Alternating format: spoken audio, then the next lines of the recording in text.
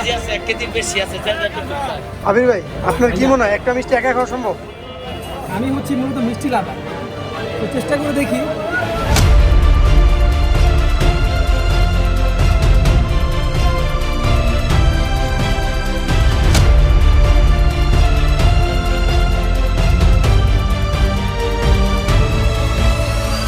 মানে বিরিয়ানি ফেল আলহামদুলিল্লাহ।